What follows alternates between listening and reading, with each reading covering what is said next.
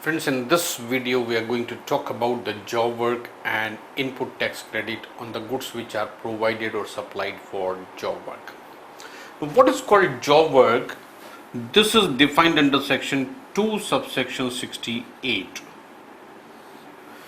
Job work means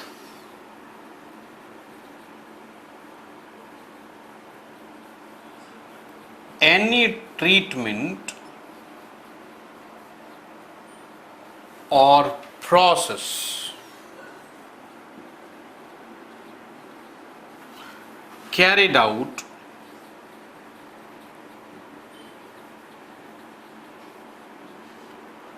by a person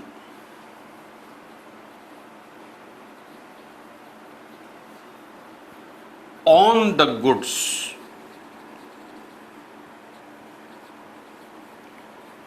belonging to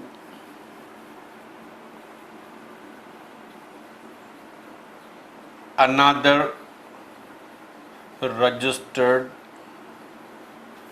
person. So what is important for the purpose of GST, that the person to whom goods belong, he is referred as a principal, and the person who is carrying out the process or treatment, he is referred as a job worker. So this person will be referred as principal, and the person carrying out the treatment or process will be referred as a job worker. For this we have section 19 of the Act, and this is read with rule number 45. Okay, so first I will cover up section 19 and then it is followed by rule number 45. So what is said in section 19? Again we will draw a chart.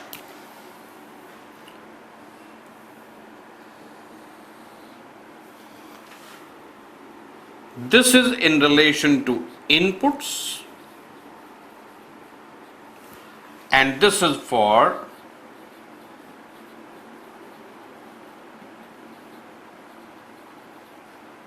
capital goods. For inputs, we have subsection 1, subsection 2, subsection 3. And for capital goods, we have subsection 4, subsection 5 and subsection 6.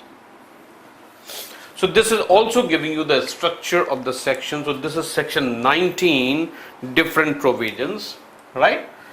And this is number 1. Inputs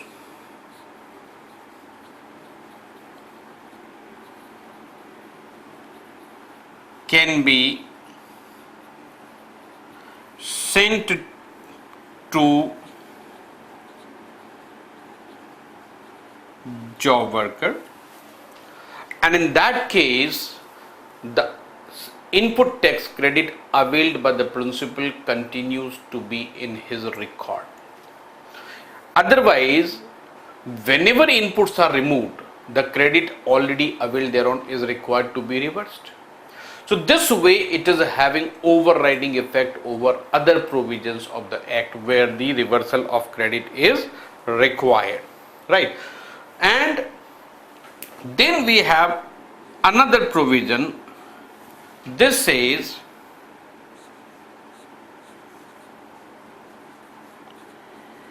if inputs are sent to job worker directly,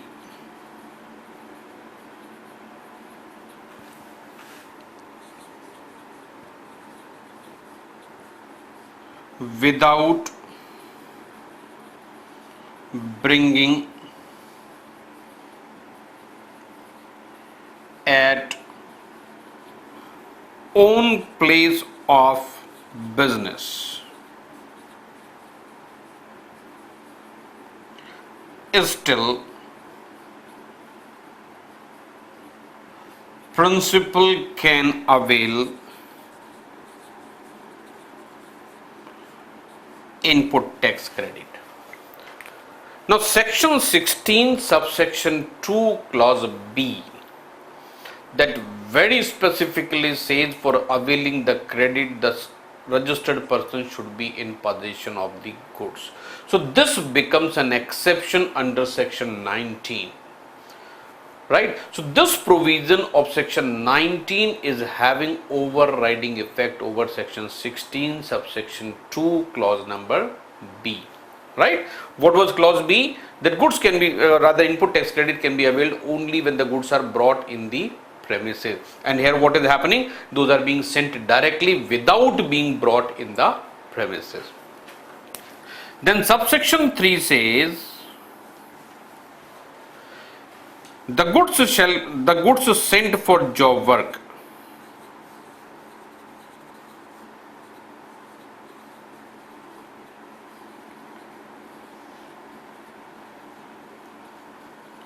shall be brought back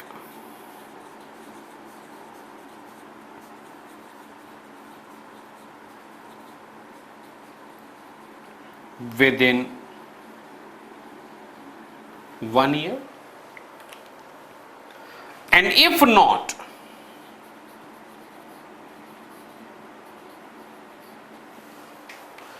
then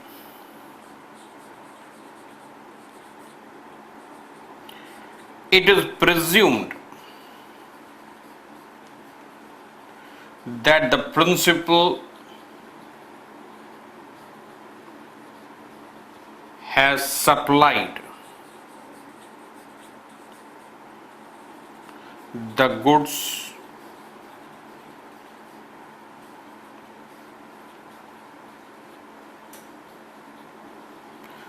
to job worker. There is a presumption, it is presumed that the principal has supplied those goods to the job worker because those are not being brought back within a period of 1 year. Right. So the goods sent for the job work either here or here, those are required to be brought back within a period of 1 year. Otherwise, there is a presumption that the principal has made the supply of those goods to the job worker, right? And now, how the 1 year is to be counted?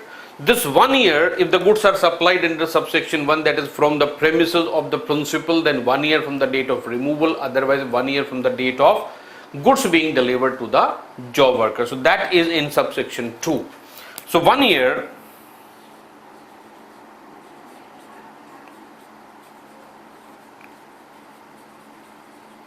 since removal, this is in case of subsection 1, or date of delivery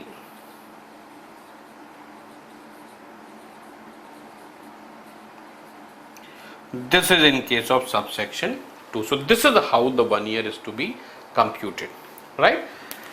So as far as inputs are concerned, where the principal has received the inputs in his place of business, he is entitled to avail credit. He has taken the credit, and without making the reversal, he can supply those goods for the purpose of job work. That is subsection 1. Subsection 2 says the principal can avail credit even without bringing the goods in his own premises. He can directly supply the goods to the job worker, still he can avail the credit. But when credit will be availed? When the goods are received by the job worker. Now, whether the goods are supplied in subsection 1 or those are supplied in subsection 2, the goods shall be brought back by the principal within a period of 1 year.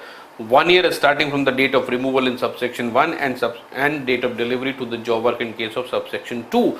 And if those are not brought back, then what happens? Then it is presumed that the principal has made the supply to the job worker. As on which date? Date is to be taken from the date of removal or date of delivery. As far as capital goods are concerned, provisions are same. This is only replacement is in place of input. This you can replace it with the capital goods, right? This is also same.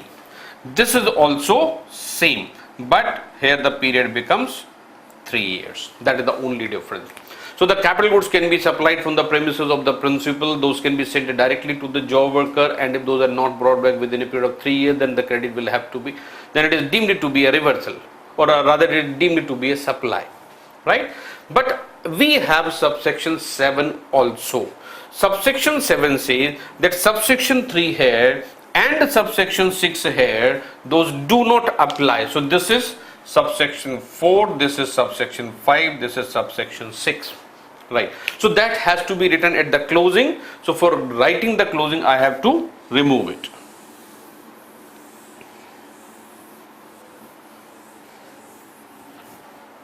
So we'll close this chart, and then subsection 7, and this is saying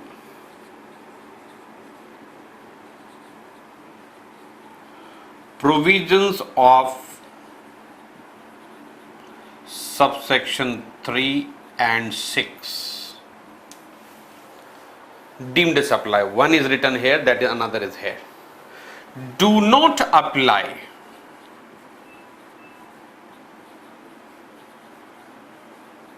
for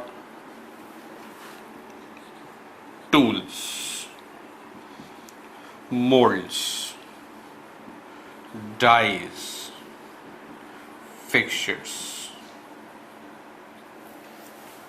So whether these are supplied as inputs or those are supplied as capital goods, the time limit of bringing back is not applicable, and those will never be considered as a deemed supply. So this is entire structure of section 19. I gave you a bifurcation. Subsection 1, 2, 3, those are related to input. Subsection 4, 5, 6, those are related to capital goods, and then subsection 7, that is equally applicable to both.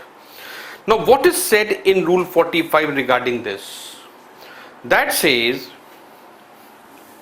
whenever the inputs or capital goods are being sent for the job work, those shall be supplied under the cover of an invoice, or rather in the cover of a challan, and that challan should have all the description required under rule number 55.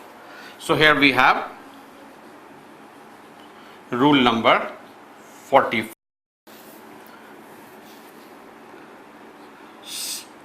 This is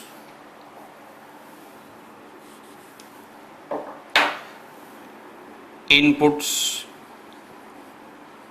or semi-finished goods or capital goods shall be sent to job worker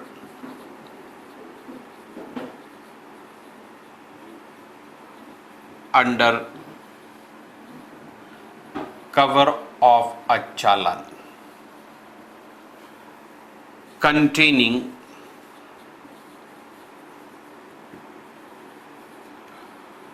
all particulars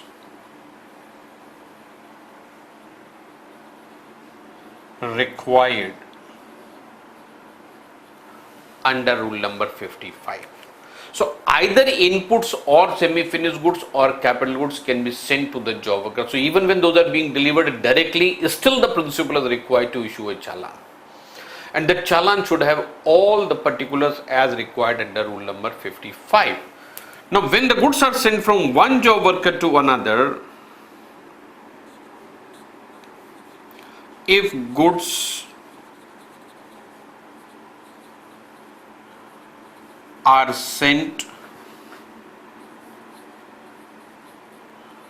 from one job worker to another, then again a challan is needed. Now in this situation, three possibilities are there. The challan can be issued by the principal, challan can be issued by the first job worker, or the first job worker can endorse the challan originally issued by the principal. So three options are there. Challan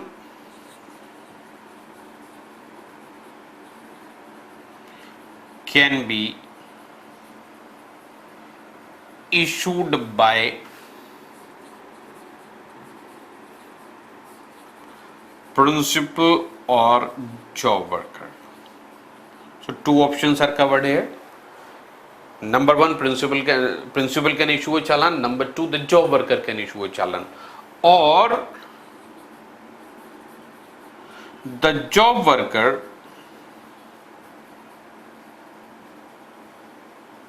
may endorse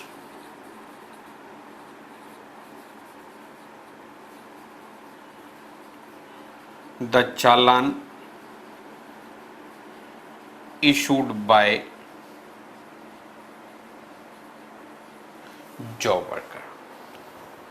Okay, so this is one part, how the goods can be sent for job work under the cover of challan. Now for the purpose of government record, ITC 04,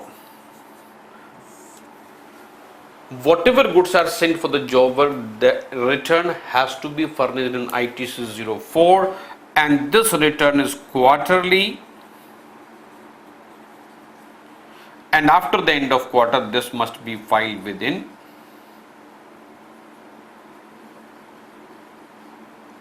25 days.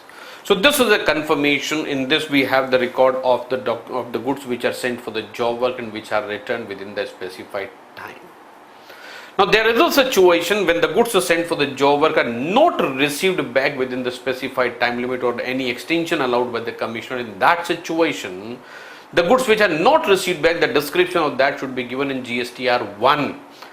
It means the principal will be liable to pay GST on that as if he has made a supply, but supply will be deemed to have been made at the time of removal, at the time of original supply to the job worker, and that amount will be payable along with interest also.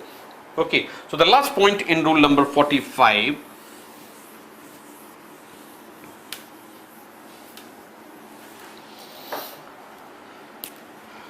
if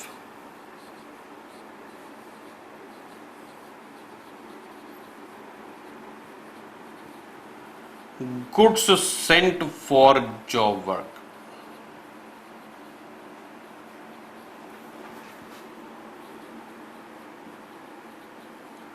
are not received back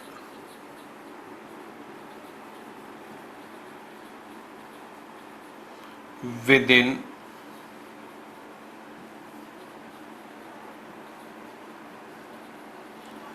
prescribed time. And a quick revision, what is the prescribed time? This is 1 year or 3 years. 1 year for input semi-finished goods, 3 years for capital goods. Such goods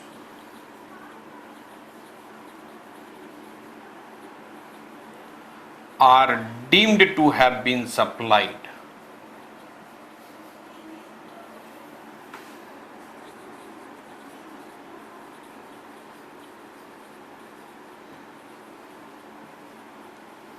by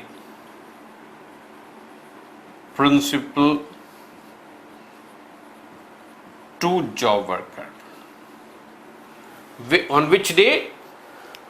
If those were removed from the premises of the principal, then from the date of removal it is a supply. And if those are delivered to the job worker directly, then the date of delivery of the goods to the job worker, that is the date of supply. Right. So therefore, include particulars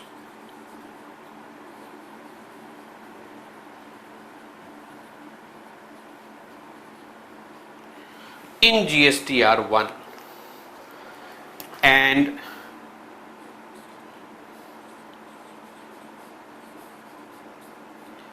pay tax with interest. And interest is under section 50. This is at the rate of 18% per annum. So friend, this is section 19 read with rule number 45. Okay, so in this video only this much, then we will meet in the next video.